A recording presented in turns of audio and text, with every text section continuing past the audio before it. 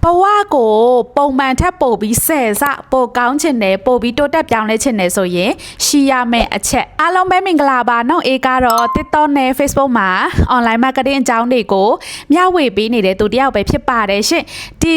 YouTube channel လေးကိုတော့ဘာအကြောင်းတွေမျှဝေဖြစ်လဲဆိုရင်ဘဝတိုးတက်ပြောင်းလဲဖို့လိုအပ်တဲ့အရာတွေကိုဗီဒီယိုတပုတ်ချင်းစီကနေအချက်တွေအများကြီးနဲ့ပေါ့နော်မျှဝေပေးနေတဲ့ channel လေးပါရှင်ဆိုတော့ဒီလိုမျိုးဗီဒီယိုတွေကိုညမအိတ်ခင်မနဲ့နိုးချင်းတော့မဟုတ် coffee တောက်တဲ့ချိန်တွေမှာလည်းနားထောင်လို့ရပါတယ်ကဲလို့ခုချိန်မှာနားထောင်ဖို့မအားသေးဘူးဆိုရင်လည်း save ထားလို့ရပါတယ်ရှင်ကဲဘဝကိုဆယ်စားထပ်ပို့ပြီးတော့တိုးတက်ပြောင်းလဲခြင်းနေဆိုရင်တော့ရှိရမယ့်အချက်တွေနံပါတ်1ကပါလဲဆိုတော့ကိုရဲ့အပြင်ပန်းတဲ့ဝတ်ပုံစားပုံကိုကယူဆိုင်ပေးပါအလှပြင်ချင်းတွေကိုလည်းပို့ပြီးကယူဆိုင်ပြောရမယ်ဆိုရင်အကုန်လုံးပေါ့နော်ကောင်းကနေခြေအစုံပြင်ဆင်ခြင်းအပြင်ပန်းတန်ကြည့်ကောင်းအောင်ပြင်ဆင်ခြင်းကိုလည်းအများကြီးကယူဆိုင်ရမယ်အခုခေတ်ကလေအခုခေတ်မဟုတ်ဘူးလူတွေကတယောက်နဲ့တယောက်တွေ့တဲ့ချိန်မှာအရင်ဦးဆုံးပါမြင်လေအပြင်ပန်းတန်အရင်မြင်တယ်ကိုရဲ့ရုပ်ကိုရဲ့စပင်ကိုရဲ့အဝတ်စားဟုတ်တယ်မလားအဲ့တော့ဒီအရာကနေလူတယောက်ကိုအရင်ဆုံးဖြတ်တဲ့သူတွေမှာအများကြီးပဲအဝတ်စားနည်းနည်းလေးမကောင်းတဲ့ပုံစံမျိုးဝတ်ပြီးတော့ဆိုင်နေဝင်လာရင်ဝန်ထမ်းတွေကကောင်းကောင်းမဆက်ဆံဘူးဆိုတဲ့ဒရာမာတွေလည်းအများကြီးရှိခဲ့ဘူးတဲ့အဲ့တော့အဝတ်အစားတွေအလှပြင်ခြင်းအလှဆင်ခြင်းတွေကနေရာတိုင်းမှာအရေးပါတာတော့မဟုတ်ပေမဲ့တကယ်အလောက်အကင်တကယ်အခွင့်လန်းတွေရဖို့အတွက်ဆိုရင်တော့အရေးကြီးတဲ့အပိုင်းတွေပါပါတယ်ရှင်ဆိုတော့ဒီထပ်ပို့ပြီးတော့မှတိုးတက်ပြောင်းလဲဖို့အခွင့်အရေးတွေလိုချင်နေဆိုရင်တော့ကိုပိုလှအောင်ပြင်ဆင်ခြင်းအလှဆင်ခြင်းကနေစားလို့ရတယ်နံပါတ်1တစ်ချက်ကတော့ပြောရဲဆိုရဲရှိခြင်းလှုပ်ရဲကန်ရဲရှိခြင်းဒီနေရာမှာမဟုတ်တာမကောင်းတာပြောဆိုဖို့မဟုတ်ဘူးပေါ့နော်ပြောရဲဆိုရဲတင်းတဲ့နေရာမှာပြောဆိုတာမျိုးဥမာအတိတာမြင်တာဆုံးပြောမယ်ဆိုရင်နှွေးဆိုရင်ထိုင်းသွားပြီးအမြဲတမ်းတင်တန်းသွားတက်တယ်တနစ်ကို3-5ခါလောက်ပေါ့နော်အဲ့ချိန်မှာနှွေးရအမြဲတမ်းတယောက်ထဲသွားတက်တယ်တင်တန်းထဲမှာဆိုလဲထိုင်းလူမျိုးတွေကြီးပဲနော်နှွေးတယောက်ထဲမြန်မာလူမျိုးဖြစ်တာမျိုးခဏကြုံဖူးတဲ့ခါမှာလေဆက်သွားတော့ဆိုဘယ်သူနဲ့မှစကားမပြောဖို့ဘူးနော်ဘာမှလည်းထမမေးရဲဘူးဘယ်လိုပြောရမှာလဲကိုယ့်ကိုလေလူတွေစိတ်ဝင်တစားနဲ့ကြည်နေတာကိုလေကြောက်တယ်နော်ဒါပေမဲ့အဲ့လိုမျိုးတင်တန်းတက်တဲ့ချိန်မှာနှွေးကွက်ကိုယုံကြည်မှုမရှိဘူးစိတ်ကျဉ်နှံ့မှုလည်းမရှိဘူးဘာလို့လဲဆိုတော့ဘာမှမထူးဘူးလို့ခံစားငါဘာလို့တင်နေလာတယ်ငါဘာလို့ထမပြောလိုက်တာလဲเนาะအဲ့အရာငါသိတယ်လေငါဘာလို့ထပြီးတော့မပြောလိုက်တာလဲဆိုတော့စိတ်မကြေမနက်တဲ့เนาะစိတ်တွေနဲ့အိမ်ပြန်လာခဲ့ရတယ်တနေ့မှာเนาะအဲ့လေတတိတွေအကုန်မွေးပြီးတော့ဆရာမထပြောခိုင်းတဲ့ချိန်မှာအဲ့ဒီအချက်ကိုလည်းเนาะအရန်ပြောချင်တယ်ဆိုတဲ့အချက်နဲ့เนาะတိုက်တွိုင်းချိန်မှာရုပ်ပါလေတတိရှိထပြောလိုက်တယ်ပေါ့เนาะထပြောလိုက်တာကနေအခန်းတစ်ခုလုံးကလည်းနှိုက်ပြောတာကိုနားထောင်ပြီးတော့မှသူတို့ထပ်ပြီးတော့မှတင်ယူလိုက်ရတာတွေရှိတယ်ဆရာမလည်းအရန်ကိုချီးကျူးလိုက်တဲ့အတွက်ကြောင့်လေကွာကိုလေနော်ငါထင်ထားတယ်လို့မစိုးပါလားပေါ့နော်အဲ့ထပြောချင်းကနေနှွေးပါရလိုက်လေဆိုတော့အတန်းလုံးကလူတွေနှွေးကိုသိချင်တယ်မြန်မာနိုင်ငံမှာစီးပွားရေးချင်းတွေဘယ်လိုရှိလဲ connection တွေလည်းထပ်ရလာတယ်မိတ်ဆွေတိတွေလည်းထပ်ရတယ်ပြောရမယ်ဆိုရင်အခွင့်အရေးအသစ်တွေထပ်ရလာတာပေါ့နော်ဆိုတော့ပြောရဲဆိုရဲလှုပ်ရဲကန်ရဲတဲ့တတိလည်းရှိရမယ်နံပါတ်3တစ်ချက်ကတော့ဘာပဲလှုပ်မလောပါနဲ့เนาะမလောနဲ့ဆိုတာနင်းနေကြီးလှုပ်ရမယ်လို့မဆိုလို့ဘူးသူ့အချိန်နဲ့သူအချိန်နဲ့သူရှိရမယ်အရေးကြီးတဲ့အကြောင်းအရာတွေဆုံးဖြတ်ရမယ်ဆိုရင်မလောဖို့เนาะမြန်ဆုံးဖြတ်ရမယ့်အရာတွေဆိုရင်လည်းမြန်ပြက်သားဆုံးဖြတ်နိုင်ဖို့ပေါ့เนาะသူ့အချိန်နဲ့သူတုံးတက်ဖို့လိုတယ်မြန်တဲ့နေရာမှာနေတဲ့နေရာမှာမြန်အဲ့လိုမျိုးလဲမရဘူးဆိုတော့ပဲအရာကိုမဆိုပေါ့เนาะသူ့အချိန်နဲ့သူ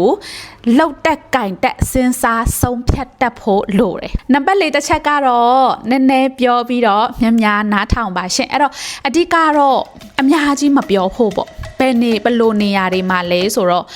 လူကြားသူကြားသွားတဲ့ချိန်เนาะစကားဝိုင်းထဲမှာเนาะနောက်တခါ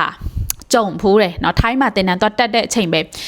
တင်တန်းသွားတက်တဲ့အချိန်နေ့လယ်စာဟိုဆိုရင်ကိုမသိတဲ့လူတွေနဲ့ထမင်းစားရတယ်တဝိုင်းမှာလူ10ယောက်ထိုင်ပြီးထမင်းစားရတယ်အဲ့လိုမျိုးချိန်မှာဆိုရင်လေဘာမှမပြောနားပဲထောင်တယ်เนาะနားပဲထောင်တယ်တနေ့မှာနော်နော်ကနားထောင်ရင်းနဲ့အဲ့အကြောင်းအရာကိုကအရန်ရှင်းပြချင်နေတာကြံတဲ့လူတွေကဒီခေါင်းစဉ်ကိုတိတ်နားမလဲတဲ့သူတွေကြီးပဲပေါ့နော်ဆိုတော့အဲ့ချိန်မှာ လူတွေက90ခိုင်နှုန်းလောက်ပြောသူတို့နားမလဲတဲ့အရာပေါ့နော်နော်ရလေ10ခိုင်နှုန်းလောက်ပဲပြောပြီးတော့မှဝိုင်းတစ်ခုလုံးကနားလဲသွားပြီးတော့မှနော်ရကိုလေအများကြီးချီးကျူးအော်ဒါမှတကယ်တက်တဲ့သူဒါမှတကယ်နားလဲတဲ့သူဆိုပြီးတော့မှအများကြီးချီးကျူးသွားကြတယ်ပေါ့နော်ဆိုတော့ပြောရမယ်ဆိုရင်များနားထောင်ပြီးတော့နည်းနည်းပြောချင်းကလည်းကိုယ့်အတွက်ပို့ပြီးတော့မှအခွင့်အရေးတွေပိုရလာတဲ့တစ်ခေါက်ပေါ့နော်ဒါတိတိတတဥပမာပေးလို့ရတဲ့တစ်ခေါက်ပေါ့ပြောရမယ်ဆိုရင်ပြောတဲ့နာထက်ပိုမပြောဖို့လေအများကြီးအရေးကြီးတယ်ပြောတဲ့နာထက်ပိုပြောလိုက်တဲ့ချိန်မှာနော်တခြားသူတွေကလည်းကိုနဲ့တိတ်မပြောချင်တာမျိုးတွေလည်းဖြစ်တတ်တယ်သူကစကားများလိုက်တာတော့ငါသူနဲ့နီးမနေချင်ဘူးဆိုတဲ့အခောက်မျိုးလည်းရှိချင်ရှိတတ်တယ်ဆိုတော့နည်းနည်းပဲပြောပြီးများနားထောင်တဲ့သူလည်းဖြစ်ပါစေနံပါတ်5ကပါလဲဆိုတော့ကိုရဲ့ဟန်ပန်အမှုအရာကိုပေါ့နော်ပို့ပြီးတော့မှကြည့်ကောင်းအောင်အမြဲတမ်းလေ့ကျင့်ပါဘလို့မျိုးလဲပေါ့နော်အပြင်းနေပါတယ်သွားလူတွေအများကြီးနဲ့စကားပြောတဲ့ချိန်ဆိုရင်ပို့ဆိုးတယ်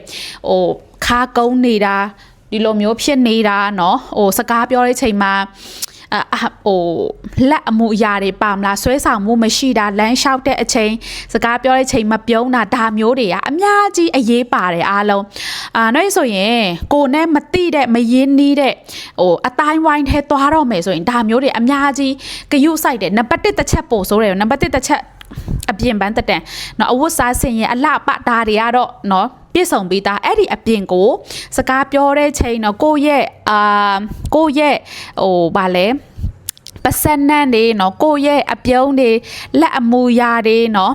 အကွာအဝေးတွေအရန်ကြီးနီးတာမျိုးအဲ့လိုမျိုးဆိုရင်လေဘသူမှမတင်ဘဲနဲ့လေကိုဂယူဆိုင်တက်ရတယ်အားလုံးအဲ့တော့ကိုရဲ့ဟန်ပန်အမူအရာတွေကဆွဲဆောင်မှုရှိတဲ့အခါမှာကိုနဲ့မတိတဲ့အတိုင်းဝိုင်းတွေသွားလို့ရှိရင်လေအခွင့်အရေးပိုများတယ်ကိုတိချင်တဲ့သူတွေကိုနဲ့မိတ်ဆက်ချင်တဲ့သူတွေလည်းအခွင့်အရေးအသစ်တွေလည်းအများကြီးရစေနိုင်တယ်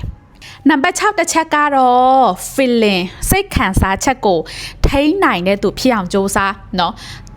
စကားပြောနေရမလားကိုနဲ့မသိတဲ့သူအတိုင်းဝိုင်းဆိုပို့ဆိုရယ်စကားပြောနေသူပြောတဲ့အကြောင်းအရာတွေကကိုမကြိုက်တဲ့အကြောင်းအရာဖြစ်တယ်တော့မဟုတ်သူကစကားပြောတာဂယုမဆိုင်ပဲနဲ့เนาะကိုမကြိုက်တဲ့အကြောင်းကိုမကြိုက်တဲ့စကားတွေပြောမိတယ်ဆိုလို့ရှိရင်เนาะမျက်နှာပြတ်သွားလို့မရအောင်เนาะဆိုခါနာကြုံဖူးတယ်เนาะ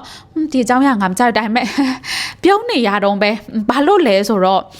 စိတ်ခံစားချက်မထိန်နိုင်တဲ့သူကเนาะအခွင့်အရေးမရတဲ့အပြင်ဆုံးရှုံးသွားတတ်တယ်